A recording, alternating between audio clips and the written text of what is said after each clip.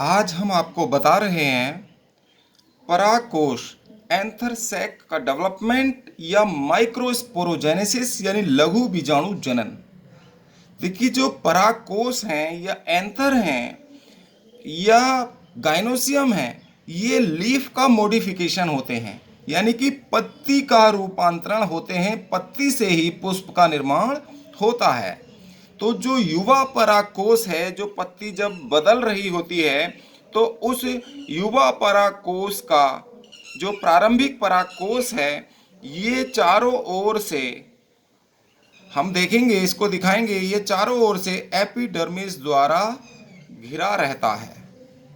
ये चारों ओर क्या पाई जाएगी? युवा परागकोश में एपिडर्मिस होगी और इसके ठीक नीचे हाइपोडर्मल सेल्स होती हैं। इनको हम हाइपोडर्मल सेल कहेंगे। हाइपोडर्मिस होती है इसके ठीक नीचे।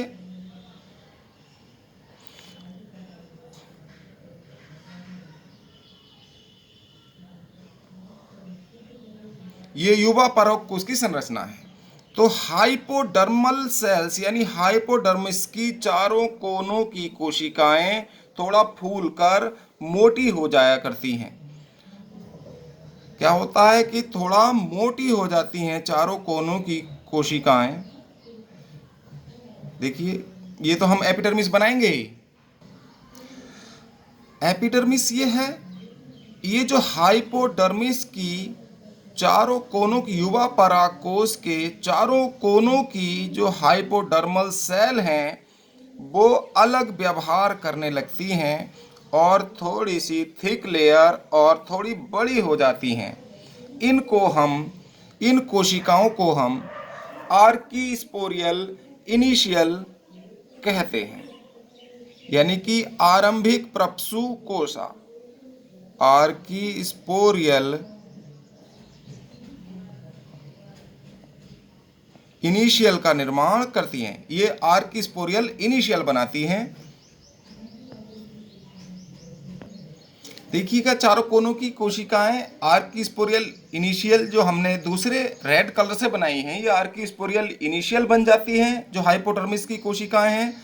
और फिर हाइपोडर्मल सेल में ये जो आर्कीस्पोरियल इनिशियल है, ये ट्रांसवर्स डिवीजन द्वारा, हम एक ही कोशिका ले लेते हैं। अब ये जो कोशिका है, ये ट्रांसवर्स डिवीजन हो जाएगा इसमें। बाकी सेल्स जैसे हैं वैसी ही रहेंगी। और ट्रांसवर्स डिवीजन द्वारा दो भागों में बट जाएगी। एक को हम कहेंगे प्राइमरी पैराइटल सेल,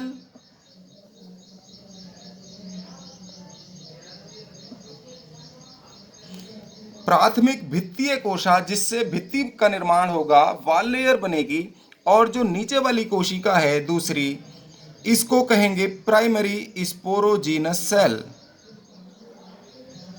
प्राथमिक बीजाणुजनक कोशा। प्राइमरी स्पोरोजीनस सेल का निर्माण करती है और उसके बाद इस कोशिका में जो प्राइमरी पैराइटल सेल है, ये वॉल लेयर्स बनाएगी। अनेक विभाजन होंगे इसमें। प्राइमरी पैराइटल सेल में अनेक विभाजन होंगे। यहां देखिएगा आप,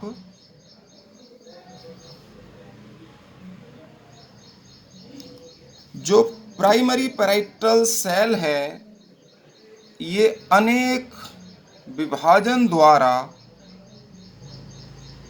इसमें अनेक विभाजन होंगे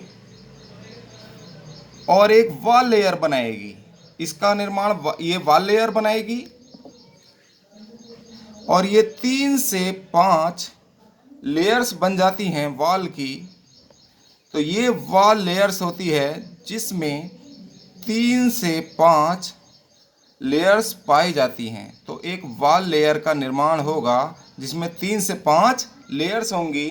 और जो प्राइमरी स्पोरोजीनस सेल है, ये साइज में बड़ी हो जाएगी और ये स्पोरोजीनस सेल बनाएगी। अब ये प्राइमरी स्पोरोजीनस सेल बनाएगी। बीजाणु जनक कोशा स्पोरोजीनस सेल में बदल जाती है। अब इसका कोशा द्रव्य और केंद्रक अनेक भागों में डिवाइड हो जाते हैं।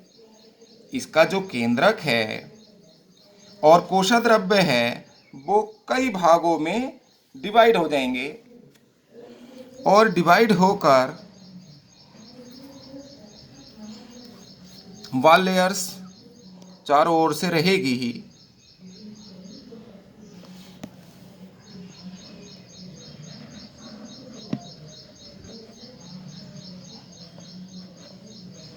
देखिए इसका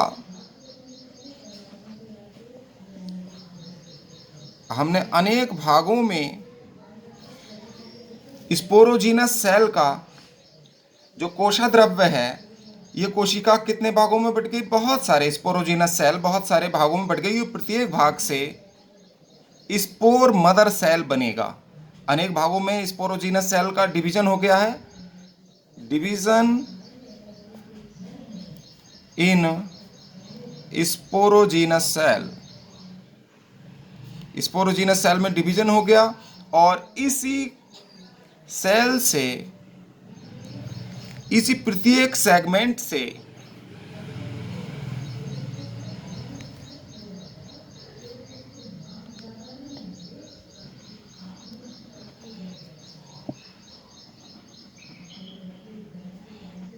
स्पोर मदर सेल बनती हैं। और जिन सेगमेंट से स्पोर मदर सेल नहीं बनती तो कुछ कोशिकाओं से टेपिटम बन जाता है। कुछ कोशिकाओं से टेपिटम बन जाता है। ये हम तिकोनी कोशिकाएं बना रहे हैं। ये टेपिटम है, टेपिटम, और ये बन गई स्पोर मदर सेल। अब ये स्पोर मदर सेल कौन सी है? माइक्रोस्पोर मदर सेल हैं जो माइक्रोस्पोर का निर्माण करेंगी।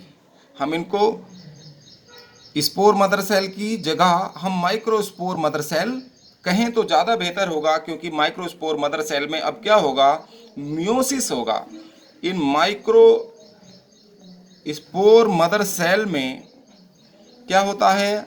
अर्धसूत्री विभाजन होता है, मियोसिस।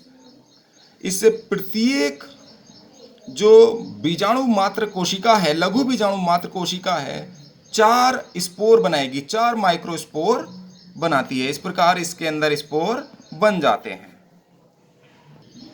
इस प्रकार हम देखते हैं कि माइक्रोस्पोर मदर सेल में मियोसिस होगा और मियोसिस से बहुत सारे पराग कण या पोलन ग्रेन्स बन जाते हैं और इस प्रकार एक मैच्योर एंथर सैक का निर्माण हो जाता है, जो अनुप्रस्थ सेक्शन जिसका इस प्रकार दिखता है। इससे पहले हम इसकी ब्रीफ स्टडी कर चुके हैं। इसके अंदर परागकण बन जाते हैं। इस प्रकार परागकोश या एंथर सैक का डेवलपमेंट कंप्लीट हो जाता है।